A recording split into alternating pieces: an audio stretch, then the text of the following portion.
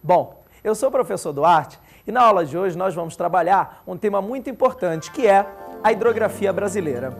A aula vai ser dividida em alguns momentos. No primeiro momento, nós veremos as características da hidrografia brasileira. Quais são elas? Para que servem? No segundo momento da aula, nós vamos trabalhar as principais bacias hidrográficas brasileiras, desde a Amazônica até a Platina. E no terceiro momento, nós veremos um problema. As principais bacias brasileiras vêm sofrendo graves prejuízos ambientais. Será que você pode mudar essa situação? Acompanhe a aula, você vai ver várias coisas interessantes. É um tema que vai te envolver, pode ter certeza. Características gerais da hidrografia brasileira. As características gerais da hidrografia brasileira serão mostradas de uma maneira muito clara. Presta atenção, porque a água hoje é um dos recursos mais importantes do planeta. E, segundo alguns pesquisadores, em pouco tempo será um recurso muito caro. E o Brasil, com certeza, vai ter um papel muito importante nessa dinâmica. Por quê? Porque o Brasil é um grande reservatório de água. Calcula-se que no território brasileiro haja mais ou menos 12% de toda a água potável em todo o planeta. Então, o Brasil, sem dúvida, tem um papel muito importante hoje de reservatório de água doce potável dentro do nosso planeta. E claro, as bacias hidrográficas fazem parte desse contexto. Bom, é interessante você notar que, como característica principal, tá, a hidrografia brasileira tem as lagoas. As lagoas, elas estão concentradas na faixa litorânea. Agora, por quê? Você deve estar se perguntando aí, por que as lagoas elas têm características ligadas à faixa litorânea? Por que elas estão localizadas na faixa litorânea? Bom, a explicação para isso é o processo de sedimentação. O território brasileiro ele é extremamente antigo e as lagoas costeiras elas vão se formar a partir do processo de sedimentação e retificação de costa. Você deve estar se perguntando, poxa, o que é isso, retificação de costa? A retificação de costa, tá, é o processo de acúmulo de sedimentos. Esse acúmulo de sedimentos junto ao litoral vai formar uma restinga. Presta atenção, vem comigo. A restinga está sempre associada à faixa litorânea. Olha aqui, ó. Isso aqui é o corpo da restinga. Através do acúmulo de sedimentos trazidos pelas correntes marinhas, esse sedimento é depositado junto ao litoral. Esse sedimento depositado pode ser retificado e, a partir daí, dar origem a uma lagoa costeira. A gente tem alguns exemplos no Brasil dessas lagoas costeiras. Por exemplo, a Lagoa dos Patos, no Rio Grande do Sul. Por exemplo, a Lagoa de Araruama, no Rio de Janeiro. São exemplos de lagoas costeiras que são originadas a partir desse processo aqui, ó, de retificação da restinga. Tá? Não vai esquecer disso, não. Lagoa no Brasil está relacionado a litoral. Lagoa no Brasil está relacionada à faixa costeira, relacionado ao processo de retificação de costa, retificação essa a partir do acúmulo de sedimento. Legal? Beleza? Vamos passar para uma nova característica da hidrografia brasileira? Ó, a maior parte dos rios são de origem pluvial. Aí você me pergunta assim, o que é origem pluvial? Pluvial tem a ver com o quê, gente? Chuva. Opa, o Brasil não está na faixa intertropical? Eu não falei para você que o Brasil está na faixa intertropical, a faixa mais quente do planeta? Muito quente, muita evaporação, chuva. Opa, a maior parte dos rios brasileiros tem as suas nascentes ligadas ao regime pluvial, a partir da água da chuva. Só que tem uma exceção. Qual é essa exceção? Vamos ver se você é inteligente. Pensa um pouquinho. Eu vou te fazer uma pergunta. O maior rio brasileiro, aliás, o maior rio do mundo, você sabia que está aqui no Brasil? O maior rio do mundo, grande parte dele localizado no Brasil, é o Amazonas. Se você pensou o Amazonas, você pensou certo, é ele mesmo. E o regime de formação dele não é pluvial. Ele nasce fora do Brasil, na Cordilheira dos Andes, onde você tem um regime nival. Ah, legal! Então o Amazonas, ele tem um regime nival de formação, a partir do derretimento, tá, de neve nos Andes. Legal, mas não esqueça, hein? A maior parte dos rios brasileiros tem regime pluvial. Vamos passar para uma nova característica? Eu acho que está ficando interessante, hein? Ó, todos os rios são exorreicos. Que palavra feia, Duarte! Que é rio exorreico? Tá? Rio exorreico é aquele que tem uma vazão, atenção, direta no oceano. Ou também, às vezes, indireta. Por exemplo, o rio Tietê. O rio Tietê, ele nasce em São Paulo. Você deve ter escutado, né? O rio Tietê é famoso em São Paulo. O rio Tietê, ele nasce em São Paulo, mas ele não corre para o litoral. Ele corre para o interior e vai desaguar num outro rio, o rio Paraná. Guardou a sequência? O Tietê deságua no Paraná e o Paraná deságua no Rio da Prata, lá na Argentina, que deságua no mar. Opa! Então o Tietê indiretamente deságua no mar. Tietê, Paraná, Prata, mar.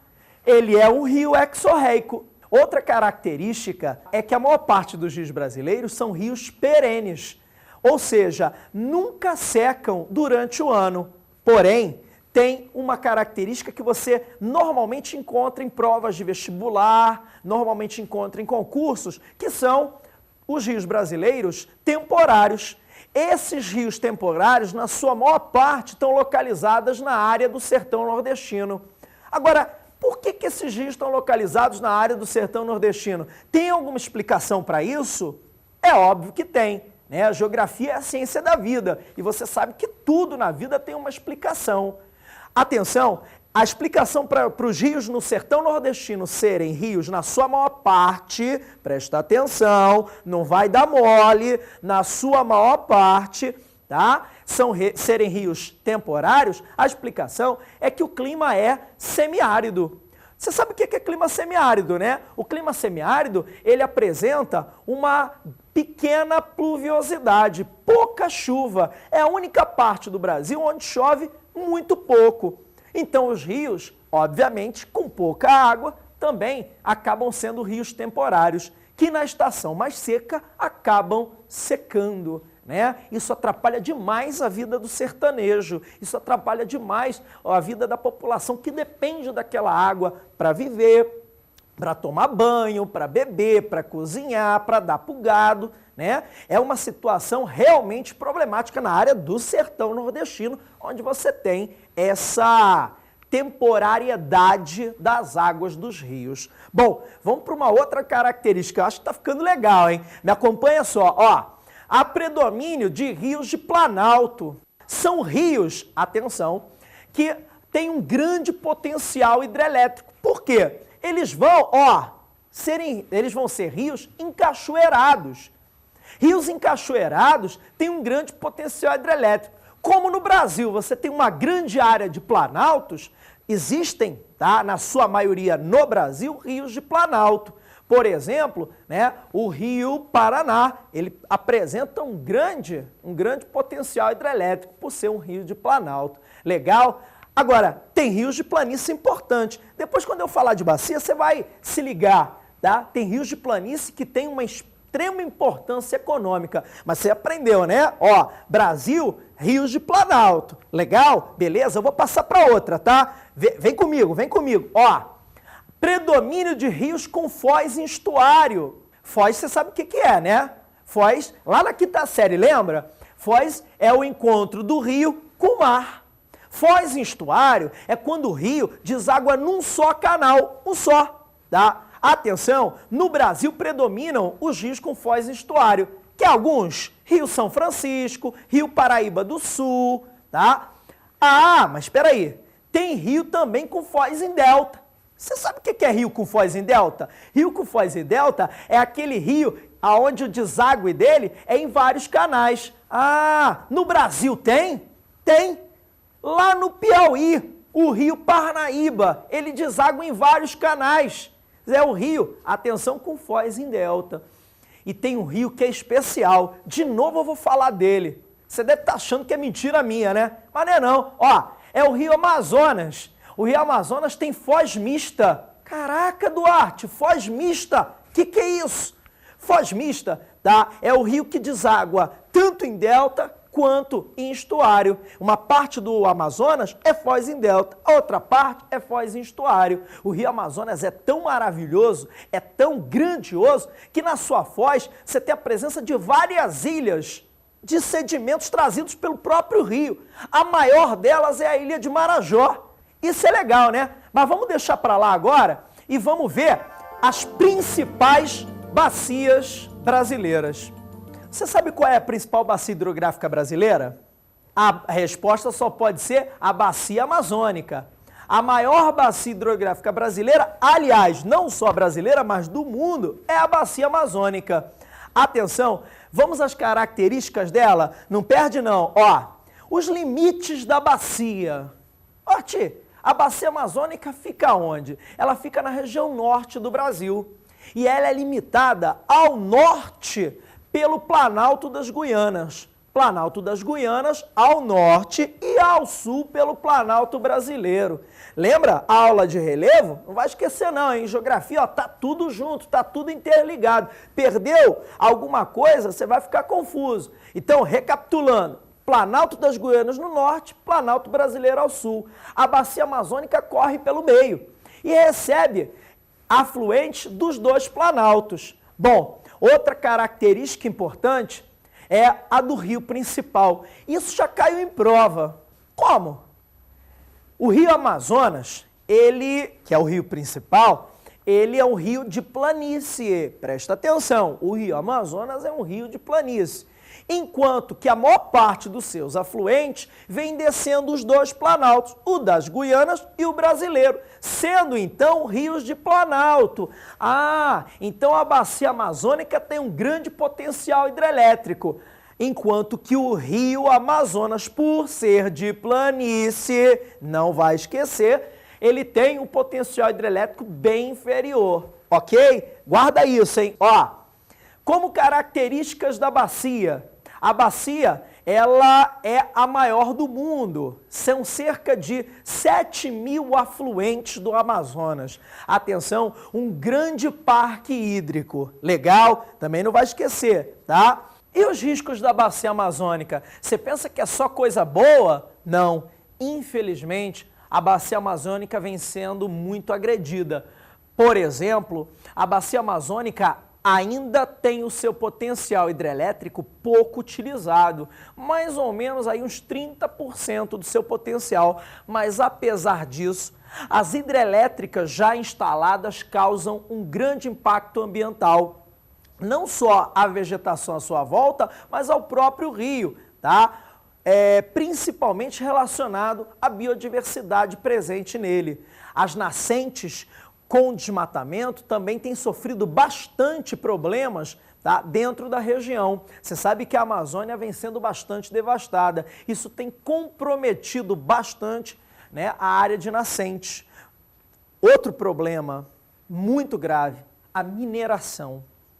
A mineração ela tem causado sérios problemas, principalmente em estados como Rondônia, o Rio Madeira. Você sabe que para separar o ouro do cascalho é usado mercúrio. Mercúrio E esse mercúrio ele é despejado sem tratamento no rio. Por exemplo, o Rio Madeira. O Rio Madeira apresenta quantidades de mercúrio por metro cúbico de água infinitamente superiores ao que a Organização Mundial da Saúde permite. Esse mercúrio acaba sendo consumido pelos peixes e os peixes acabam sendo consumidos por quem? Pela população ribeirinha. E aí, né, pode levar essa população a uma série de distúrbios neurológicos. Então, olha os problemas que os rios da bacia amazônica vêm sofrendo, tá? Guardou? Vamos para a próxima bacia? Ó, a bacia do Tocantins-Araguaia. Onde é que fica essa bacia do Tocantins-Araguaia? Tá? Olha para cá, olha a característica aqui. Ela drena cerca de 10% das terras brasileiras. Caraca, 10% é coisa. Você sabia? Fala pra mim, fala a verdade. Você sabia sobre a bacia do Tocantins-Araguaia? Né? Ela drena cerca de 10% do território brasileiro. É chão pra caramba, né? Atenção, principalmente nas regiões norte e centro-oeste. A nascente desses dois rios tá no centro-oeste e eles vão correr para a região norte. Uma outra característica da bacia do Tocantins-Araguaia é o escoamento da lavoura de soja. Nos últimos 20 anos, essa bacia tem sido bastante utilizada para o escoamento de grãos, principalmente o da soja, milho e outros produtos agrícolas. Aí você me pergunta, mas por que logo essa bacia? Porque o centro-oeste, principalmente, tem sido objeto de uma coisa chamada expansão da fronteira agrícola. A fronteira agrícola brasileira tomou a região centro-oeste. Estados como Goiás, Mato Grosso, têm sido grandes celeiros agrícolas nos últimos 20 anos. E para onde vai ser escoada a produção? Para o mercado externo, fundamentalmente mercado externo. Gravou, pessoal? Mercado externo, mas espera aí. Como é que vai sair lá do interior do Brasil? Lá no meio, como é que vai sair essa soja? Ela vai ir de caminhão? Pô, caminhão custa muito caro, né? Ó, transporta pouco e é muito caro. Então, uma das formas utilizadas foi justamente o escoamento por hidrovia. O caso da hidrovia do Tocantins-Araguaia, que vai permitir um escoamento muito mais rápido e muito menos custoso. Bom, você pensou que era só isso, né? Tem o caso também de Tucuruí. Tucuruí é uma grande hidrelétrica, aliás, a maior hidrelétrica da região norte. Aí você me pergunta, por que você está falando de Tucuruí? Tucuruí é um exemplo de desmatamento na região, provocado por uma represa, o represamento das águas dessa bacia do Tocantins-Araguaia. E por que Tucuruí foi construída? Tucuruí, gente, foi construída só para atender, principalmente, né, a gente fala só, mas principalmente para atender a grande demanda de energia lá da área de Carajás. Carajás é uma grande área ali no sul do Pará de extração de minério de ferro para exportação, lá para os caras lá fora. Quando é para os caras lá fora, você sabe que no Brasil tudo que vai para fora é beneficiado, né? Então, como o ferro lá de Carajás vai para fora, eles construíram uma hidrelétrica só para gerar energia lá para Carajás. Nome da hidrelétrica? Tucuruí. Isso causou um grande impacto ambiental, né? Tem muita gente aí precisando de energia elétrica, ninguém faz nada, mas quando se trata de alguma coisa para fora, aí os políticos brasileiros resolvem, né, se manifestar. Bom, a próxima bacia a ser analisada é a bacia Platina. Você sabe onde fica? Vamos dar uma olhadinha, acompanha comigo, vem. Ó, a bacia Platina ela é composta por 3 grandes rios, que são o Paraguai, o Paraná e o Uruguai. Você sabe onde fica? Olha aqui, ó. O número 5 aqui no mapinha mostra a bacia do rio Paraguai, a parte, claro, no Brasil. A de número 2 mostra a bacia do rio Paraná. E a parte número 6 mostra a bacia do Uruguai. Gravou? Número 5, Paraguai, 2, Paraná e 6, Uruguai. As 3 bacias juntas formam a famosa bacia Platina. Atenção, é importante saber que a união dos 3 rios vai acontecer na Argentina e não no Brasil, formando o Rio da Plata. Por isso o nome Platina. Atenção, essa bacia ela é a 2ª maior do planeta, só perde para a bacia amazônica. Ou seja, você está num país maravilhoso. As 2 maiores bacias hidrográficas do planeta estão no Brasil. Que legal, né? Atenção, é importante também saber, como outra característica fundamental, que ela é formada por 3 rios, não vai esquecer, e que ela tem o maior potencial instalado do país. Ou seja, a bacia Platina para o Brasil, representa uma grande fonte de energia. Agora, essa é uma pergunta frequente nos vestibulares e nos principais concursos brasileiros. Por que a Bacia Platina, ela, que é a segunda, atenção, maior em extensão do Brasil, por que ela é mais aproveitada que a Amazônica? Por quê? Será que tem alguma coisa por trás disso? É claro que tem. De novo, geografia, tá tudo correlacionado, não vai esquecer aí. Ó, presta atenção, você que está aí sentado. Ó, a Bacia Platina, ela é mais aproveitada porque ela está próximo de Rio, São Paulo e Belo Horizonte, que são as 3 maiores cidades do Brasil, ou seja, aonde há mais consumo de energia. Gravou? Então, a Bacia Platina hoje, ela tem mais ou menos cerca de 80% do seu potencial aproveitado. É muito potencial aproveitado. Por quê? Porque ela está próxima dos centros urbanos, tá? Na hora que você vai ligar a luz, na hora que você liga a televisão, por exemplo, para estar me vendo, você está gastando energia, tá? Os grandes centros são Rio, São Paulo e Belo Horizonte, por isso, pela proximidade com a Bacia Platina, ela é mais aproveitada. Gravou? Ela tem mais uma característica que é maravilhosa, é a ligação com o Mercosul. Atenção, o Mercosul é um dos blocos que mais cresceram dos anos 90 para cá. Ele vem apresentando uma grande demanda de energia. E além de demanda de energia, o Mercosul vai integrar Brasil, Argentina, Paraguai e Uruguai e posteriores membros. Por exemplo, a Bacia Platina, ela tem a importância de ligação com o Mercosul. Por quê? É uma forma de transportar mercadorias. Já até se criou uma hidrovia, a hidrovia do Tietê-Paraná, que é um importante elo de ligação entre o Brasil e a Argentina, as 2 maiores economias do Mercosul. Você sabe que hoje que não é a época de jogar dinheiro fora, né? Então, tanto brasileiros quanto argentinos querem economizar no transporte. Não tem rio para ligar? Por exemplo, os rios da Bacia Platina, grande parte nascendo no Brasil e desaguando na Argentina, então vamos transportar por esses rios. Vai economizar tempo e vai economizar dinheiro. Caraca, que beleza, né? Vamos analisar mais uma bacia brasileira, a Bacia do São Francisco. Atenção, ela é importantíssima no cenário brasileiro. Vamos localizar, vem comigo. Ela é localizada nessa aqui, ó, esse número 4, ó, tá visualizando? Esse número 4 é a Bacia do Rio São Francisco. Atenção, o Rio São Francisco, ele tem uma importância regional muito grande.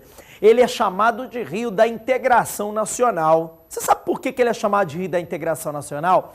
Porque ele liga o Sudeste ao Nordeste. A nascente dele é em Minas Gerais, na Serra da Canastra. Ele nasce no Sudeste, Minas Gerais, e vai desaguar no Nordeste, lá entre os estados de Sergipe e Alagoas. Legal? Viu? A importância? Rio da Integração Nacional, Sudeste, Nordeste. Além disso, como outra característica, você pode colocar, é que ele drena cerca de 7,5% do território nacional. Ou seja, tem uma grande dimensão. Ok? Legal? Ó, ele ajuda na irrigação da fruticultura. Aliás, nos últimos anos, grande parte da fruticultura nordestina foi instalada do lado do Rio São Francisco. É uma fruticultura moderna que visa basicamente o mercado externo ou os grandes centros do mercado nacional. A água utilizada na irrigação daqueles pivôs, você já viu, né? Aqueles grandes borrifadores que você tem do lado, né, do Rio São Francisco, são águas do próprio São Francisco. Ou seja, o Rio São Francisco, ele é fundamental para a fruticultura irrigada no sertão nordestino. Sertão tem fruta pra caramba lá no sertão, mas precisa da água do São Francisco. Tá claro? Não vai esquecer, tá? Bom, outra característica é o abastecimento das populações ribeirinhas. Abastecimento das populações ribeirinhas, nós estamos falando de Nordeste, acorda aí, precisa de água. A região é semiárida, falta água. O São Francisco não nasce na região, ele nasce lá em Minas. Então, nunca vai faltar água, porque ele é um rio perene, apesar de atravessar o sertão nordestino. Ele é fundamental. Ó, Coração, Velho Chico, há uma ligação muito grande das populações com o rio. Uma coisa é você morar numa região onde tem muitos rios, de onde você pode tirar água. A outra coisa é você morar numa região como, por exemplo, o sertão nordestino, gente, onde as pessoas dependem de quase que unicamente de um rio, que é o São Francisco. Então a ligação emocional é quase que uma relação, né, de amor, de dependência com aquele rio. Precisa-se da água principalmente para sobreviver, ok? Ó, vou falar que nem um colega meu fala, tá ligado? Tá ligado? Ó, então presta atenção, mais uma característica, fornecimento de energia. O Rio São Francisco fornece muita energia. Tem algumas usinas importantes, como Paulo Afonso, como a usina de Sobradinho. Aliás, a usina de Sobradinho, ela vai ser a maior usina da região. E também vai submergir a antiga Canudos. Lembra da história? Ó, a gente foi lá na história buscar isso. Canudos, aquela vila famosa no interior da Bahia, ela foi coberta pelas águas da represa de Sobradinho. Atenção, fornecimento de energia também é uma das principais características do Rio São Francisco, fornecimento de energia para a região Nordeste. Legal? Gostou de saber do Velho Chico? Agora, tem mais. Olha uma curiosidade. O Velho Chico era chamado de o Rio dos Currais. Por quê? Lá na história brasileira, você tinha milhares de fazendas em volta do Velho Chico. Ele foi chamado de Rio dos Currais justamente por isso. E vários escravos negros trabalhavam nessas fazendas. Lembra da época da escravidão? Eu não quero nem falar, isso é muito feio, mas sou obrigado. A escravidão estava presente naquelas fazendas. E vários negros morreram no açoite da chibata dos senhores. E os seus corpos foram jogados no Rio São Francisco. Lembra, na época era Rio dos Currais. E, segundo a lenda, eu estou falando de lenda, né, gente? Segundo a lenda, esses corpos, eles acabaram, de uma certa forma, se fazendo presentes em forma de alma e assustando os navegadores do Velho Chico. Os navegadores criaram a lenda de que a alma dos negros colocariam as embarcações a pique. Então, se criaram as chamadas carrancas, as carrancas do Rio São Francisco. Essas carrancas são caras feias colocadas na frente dos barcos para afastar os maus espíritos, as almas dos negros que foram mortos no açoite dos senhores. Isso hoje, gente, virou coisa de turismo. Tem gente aproveitando o Velho Chico para fazer turismo. Olha que legal, né? Que bacana. Legal? Gostou da curiosidade? Tá? É mais uma sobre as bacias hidrográficas brasileiras. Finalizando, nós temos as bacias secundárias. As bacias secundárias, elas estão localizadas principalmente juntinho ao litoral. Elas são compostas por rios de menor extensão. Por exemplo, tá? Nós temos o Rio Doce, aqui no Espírito Santo, que vai desaguar no Espírito Santo, o Rio Paraíba do Sul, que vai desaguar no Rio de Janeiro, o Rio Paraguaçu, que vai desaguar no sul da Bahia, o Rio Itajaí, lá em Santa Catarina. Eu acho que eu estou falando, ó, de coisa que você está vendo aqui. Presta atenção, ó. São as bacias secundárias. Apesar de serem rios de menor extensão, elas têm uma importância também muito grande no quadro regional. Por exemplo, essas bacias são responsáveis por grande parte do abastecimento d'água da população que mora no litoral. Gente, você sabe que grande parte da população brasileira está localizada no litoral. Por quê? Porque o mercado brasileiro e a economia brasileira estiveram sempre voltadas no seu processo histórico para o exterior. Então a população está localizada junto ao mar, junto à praia, no litoral. E precisa beber água, precisa tomar banho, precisa utilizar água. água. E a água que se utiliza é normalmente dessas bacias menores, dessas bacias secundárias. Tá legal? Ó, não vai esquecer. Além disso, você tem o uso da água dessas bacias para a agricultura, tá? Muitas atividades agrícolas regionais são feitas a partir da utilização da água desses rios, das bacias secundárias. Legal? Bom, nós estudamos as bacias hidrográficas brasileiras. Agora, como é que elas estão hoje? Vamos chamar um especialista em ecologia ligada a rios para saber como é que estão as bacias hidrográficas brasileiras hoje? A forma como as sociedades humanas trataram ao longo do tempo os rios indica uma falta de entendimento da função extremamente vital que os rios têm para a sobrevivência do ambiente e, consequentemente, das próprias sociedades humanas. Os maus tratos, além de tornarem a água impossível para consumo humano, diminuem a vazão dos rios, alteram o ciclo do clima e o ciclo da água e nos deixam numa situação de risco. A quantidade de gente no planeta que já não tem água para beber é muito grande. A situação das regiões metropolitanas no mundo inteiro e no Brasil em particular é muito grave.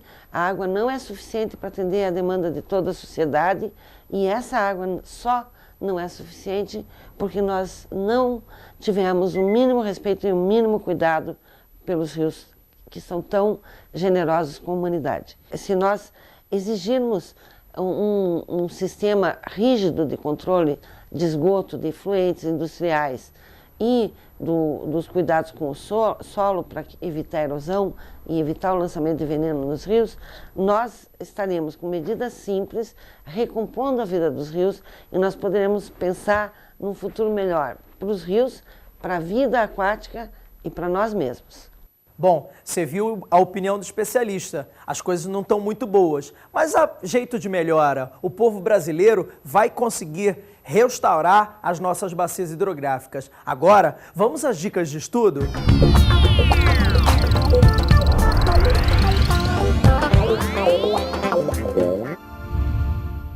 Bom, como dicas de estudo para esse tema, nós podemos analisar o mapa das bacias hidrográficas brasileiras. Localização é importante. Além disso, estudar causas e consequências do processo de degradação das bacias é outra dica importante, ok? Pessoal, valeu. Um grande abraço, professor Duarte. Até a próxima. Tchau!